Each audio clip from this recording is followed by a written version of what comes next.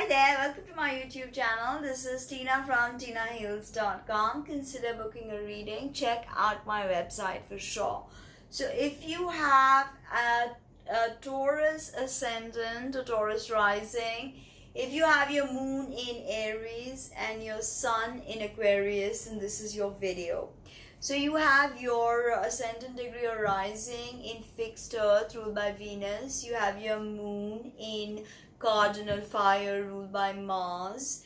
And you have your sun in fixed air. Very interesting combination. Fixed air ruled by, if you go by traditional rulerships, Saturn. If you go by modern astrology rulerships, Uranus. So sometimes I look at both rulerships, okay, and I can assign rulership to either one depending on the chart or both of them, you know. It's best to work with both the planets. So the ascendant is the degree of the zodiac rising on the eastern side of the horizon at the moment of your birth. And the sign on which it falls is your rising sign, okay? For you, this is Taurus, Venus ruled Taurus, which is all about building, rooting, stability, growth, structure. It deals with banking, finances, and the world of arts and craft. It is about experiencing the world through the five senses, so very tactile.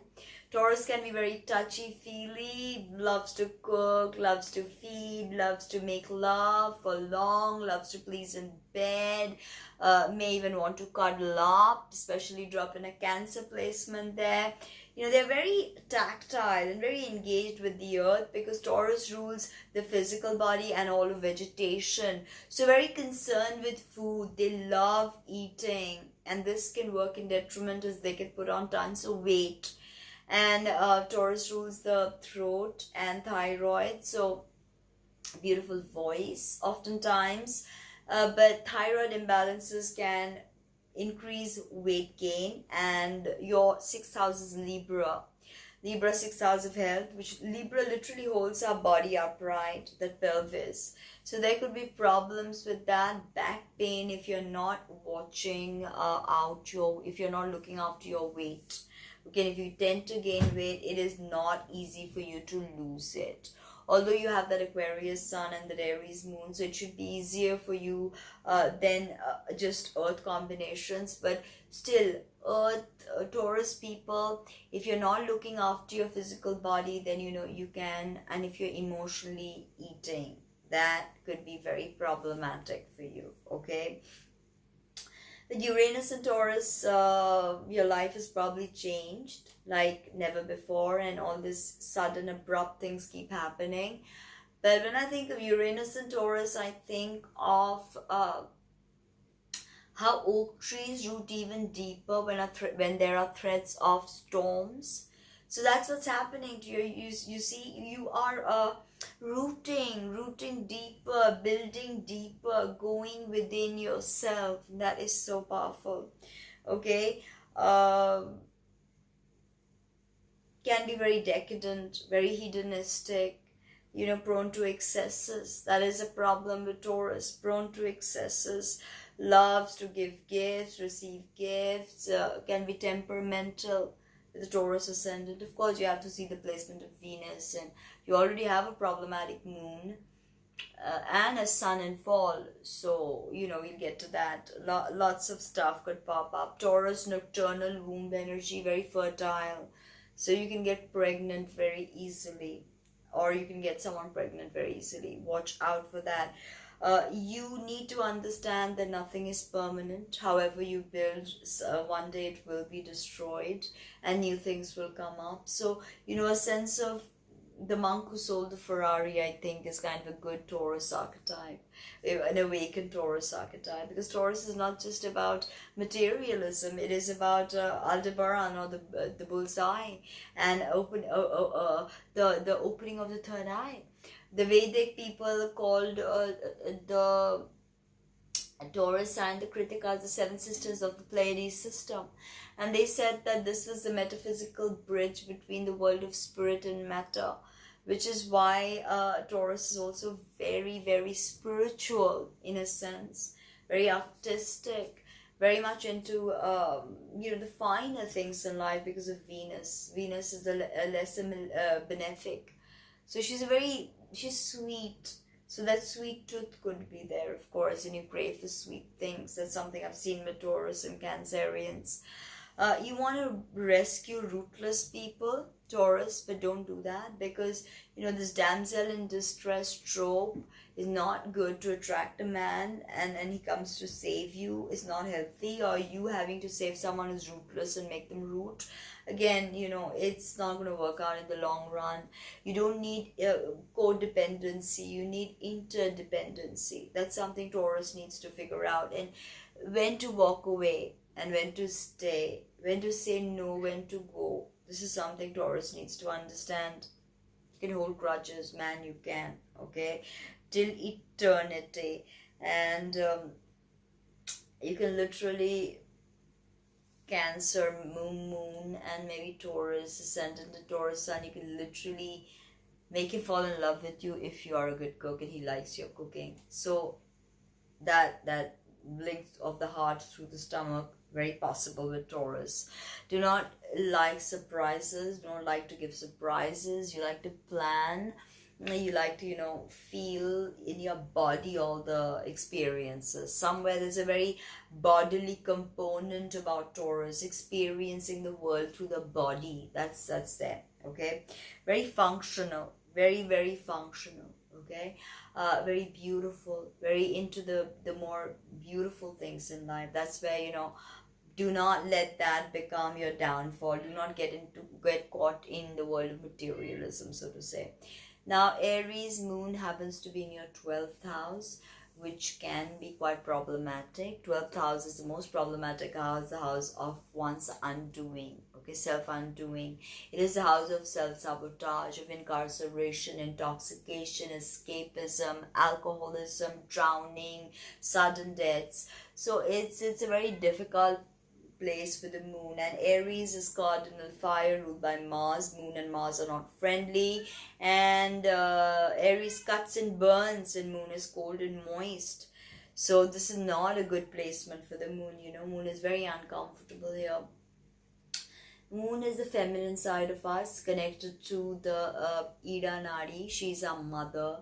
She's how we will be as our mothers. Moon rules the breast and the stomach, all about nourishment, nurturing. She's everyday habit patterns, how we emote, how we express those emotions, how we connect with what kind of fluidity, our imagination, our ESP, our clairvoyance, our clairaudience, our ancestral stuff, past life karma, dreams, telepathy, all of that is the 12th house moon. And this is what's coming to you. You could be very psychic with the 12th house moon. And Aries does have an understanding of the world of spirit, because it is the first sign of the zodiac. But having a moon in Aries, you could be selfish inherently. Remember, the moon sign is what is most seen in us till the age of 7, and then it's sort of the Jungian mask appears, and it comes off and we are most stressed. So we are our moon signs when we are most stressed, and we are our moon signs when we start living in with somebody. You want to know someone deeply, live with them or learn their moon signs, okay. That's what's got the ups and downs, the pros and cons of their moon sign. Okay, now having an Aries moon, you're always emotionally disturbed. Your mother was probably emotionally disturbed. You could be running towards intoxicants to, sort of just brush off every problem. You could have rage. You could have uncontrolled anger. See, hold grudges. Your 12th house moon, Aries, definitely holds grudges. So again, that whole personality of anger. Now, moon rules the head. Sorry. So moon here could mean pain with the left eye. If you have classical migraines, your left eye could be very problematic.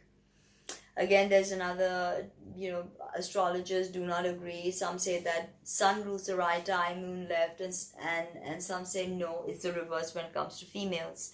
So, any of the eyes could be problematic. Tooth, gums, ears, all of that could be very sensitive with an Aries moon in the 12th house. 12th house is also the house of death. So, you know, anything here could also create problems, and this links up directly to the throat and the thyroid, the Taurus rules, okay, and Aquarius rules circulation. So these are things you've got to be really careful about, okay. Controlling your nervous, anxious energy. Are you replaying something constantly in your mind? You're going crazy, or you feel like the outcast, or someone who's, you know, thrust out of the conventional norms. You don't live by societal constructs anymore, because you have that very radical, very revolutionary Aquarius sun in the 10th house. This is the Nikola Tesla sign. This is the sign of innovation, of eccentric genius. This is fixed air. You know, an air sign which is the most grounded, the most focused of the air expressions. Now, air here is not so scattered like Aries, or not so, you know, just wants to explore newness like Libra, or wants to pacify like Libra. Here air has taken on a more concentrated, focused form, and is you know, giving power to create, because Aquarius suns are all about innovation and creation and community. Aquarius is the general ruler of the astrological 11th house, which is about larger community and friends and larger groups. One might belong to larger networks. The internet is 11th house. So having a sun, which is again a 10th house sun in Aquarius, you're very very quick thinking. Aries, Aquarius, two of the most visionary signs of the zodiac. But emotionally, I can see there's a disconnect, because here, but although your sun and your moon are in a harmonious angle, they're in a sextile, which happens with friendly elements like air and fire are friendly. So they are in sextiles. Your sun and moon in a way are, although sextiles are not that potent, but your sun and moon are in a happy combination. So your mother and father in a way agreed with one another. Sun is your father, how you shine in the world, why you've incarnated. So the sun is the external yang of that internal energy that is manifested in the world. It is how you want the world to see you. The ascendant is how the world sees you. So you're very eccentric when it comes to your Aquarius sun, okay? And 10th house suns are definitely meant for public recognition. You could innovate something. You could create something for your community and get really rewarded for it. 10th house sun, you know, sun on the midheaven, it's remarkable. It means you will be noticed. Sun, wherever the sun is, sun brings light. I have my sun in the 12th, and sun brings light in my spirituality. Okay, or even in my any kind of 12th house rated problems that I have. For you, this is the top of your chart, so it's bringing a prominence to you. So it's giving you, you know, a limelight that you will have no matter what, if you've learned how to utilize your energies, and if you've not gone astray with that anger, the anger of the bull and the anger of the Martian warrior. And Aquarius can be a warrior too, you know, because they are up for social injustices. They want, we are coming into an age of Aquarius. So Aquarius wants to bring revolution. Think of Uranus and Saturn, two of the rulers of Aquarius. Saturn is about structure, and Uranus is about breaking that structure. Although Uranus is not as personal as Saturn. I like to think of Saturn as a wall. Whatever's enclosed is Capricorn, whatever's out the wall is Aquarius. So that analogy makes us say that Aquarius is really out of bounds. There is no putting it in a box, because there is no box for the Aquarius, okay? It thinks it's futuristic. It is the sign of aliens, the sign of technology. So you could be very tech-oriented. Utilize the archetype of the innovator with your sun. 10th house sun, powerful. Our father could have been a powerful man in your community, or recognized in the work he did. Okay, mother more quarrelsome. That 12th house moon sounds may not even have been there for you. Okay, Father couldn't be there because of his work. Your 10th house sun people, their fathers have always been busy. So I hope you like that video. And of course, with your ascendant, you have the archetype of the builder. Don't forget that. So build, innovate, and trailblaze. What else? You're unstoppable. Like, comment, subscribe, share. Leave me a donation, book a reading. I cannot do this alone, so support me. Thank you.